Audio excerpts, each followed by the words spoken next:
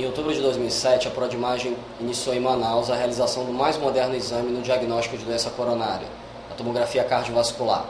Esse equipamento, que a partir de agora nós vamos mostrar para vocês, é um equipamento da marca GE com 64 detectores, com poucos aparelhos no Brasil e representa o que há de mais novo no diagnóstico cardiovascular, sendo o único da nossa cidade à disposição dos cardiologistas. O paciente é entrevistado sobre insuficiência renal, presença de diabetes, presença de revascularização miocárdica prévia e alergia a iodo.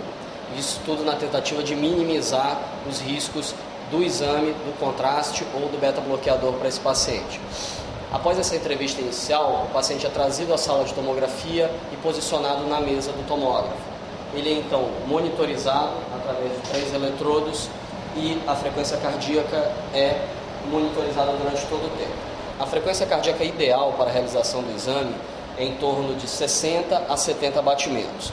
Caso a frequência cardíaca esteja acima desse limite, é usado medicações cronotrópicas negativas, beta-bloqueadores ou bloqueadores de canal de cálcio, a depender das contraindicações do paciente. Nesse caso específico, não vão ser usadas medicações, uma vez que a frequência do paciente é satisfatória. É puncionada uma veia calibrosa do antebraço do paciente com o Gelco 18 e isso é conectado à bomba injetora com contraste e solução salina. Após isso é realizado o teste da veia. Após o teste, o paciente é posicionado no tomógrafo para o início da aquisição do exame. Após o correto posicionamento, é iniciada a aquisição do exame. A primeira parte do exame é feita na workstation de aquisição de imagens. A primeira parte, a qual vai dar início agora, é o scout para simples posicionamento do paciente.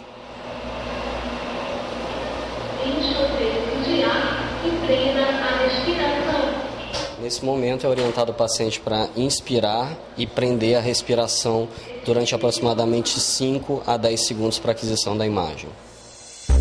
Após a aquisição do scout, é iniciado o posicionamento para a aquisição do score de cálcio, indo da carina até a região infradiafragmática.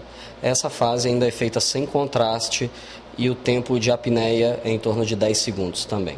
A parte do exame, que é a aquisição da coronariografia propriamente dita, é iniciada pelo posicionamento do bolus tracking na região da carina.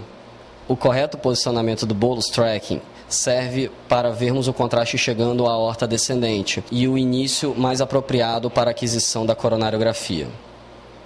Após o posicionamento do bolus tracking, é feito a janela para aquisição do angiograma, vindo da carina até abaixo do diafragma. Após a aquisição da imagem estática, um ROI é posicionado na aorta descendente, que nos permite visualizar o contraste e sabermos a correta hora de iniciarmos o exame. Após o posicionamento do ROI, é colocado um isordil de maneira sublingual para aumentar a acurácia na visualização das artérias coronárias.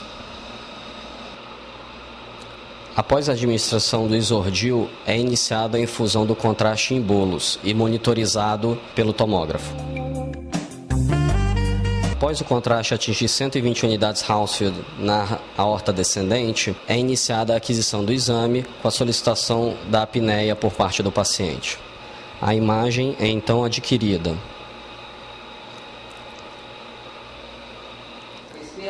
E após 10 segundos, é solicitado ao paciente respirar normalmente, completando o exame.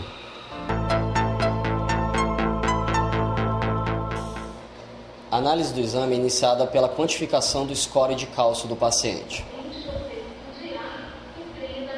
Nesse caso, o paciente possui uma placa calcificada em terço médio da artéria descendente anterior. Essa região é marcada e, posteriormente, o valor de score de cálcio em cada artéria ou total é fornecido.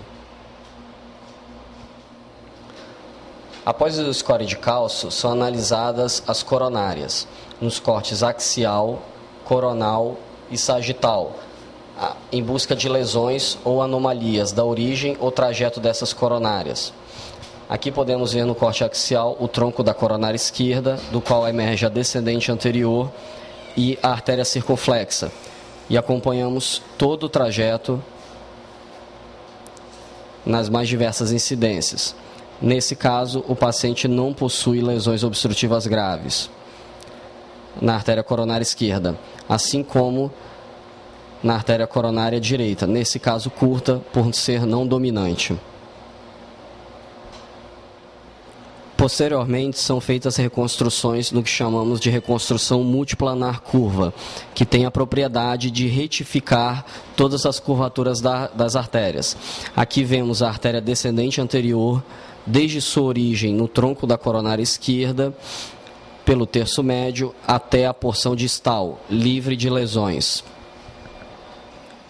Aqui, uma reconstrução da artéria circunflexa, desde sua origem no tronco da coronária, toda a sua extensão, até o ramo descendente posterior, nesse caso com a artéria circunflexa dominante, também livre de lesões obstrutivas. Após a reconstrução multiplanar, são feitas as imagens tridimensionais do coração para visualizarmos a origem e o trajeto de maneira mais simples. Nesse caso, aqui vemos uma vista cranial com a aorta no centro, o tronco da coronária esquerda, a artéria descendente anterior com uma pequena placa calcificada em seu terço médio, a artéria circunflexa e a artéria coronária direita. Aqui temos uma visão tridimensional específica da artéria coronária esquerda, onde retiramos o tronco da artéria pulmonar e o apêndice atrial esquerdo para melhor visualização. Aqui podemos ver o tronco da coronária esquerda emergindo da aorta, bifurcando em artéria descendente anterior com seu ramo diagonal, artéria circunflexa com ramo diagonais e ramos marginais, isentos de lesão. Aqui vemos uma imagem da artéria coronária direita emergindo da aorta. Uma artéria coronária direita curta, pois não é dominante, porém também isenta de lesões. Após a análise das imagens, o exame é então concluído. O laudo é redigido e as imagens fornecidas em papel radiológico e filme fotográfico colorido, além de mídia digital em CD para análise dos colegas, caso seja de desejo do paciente.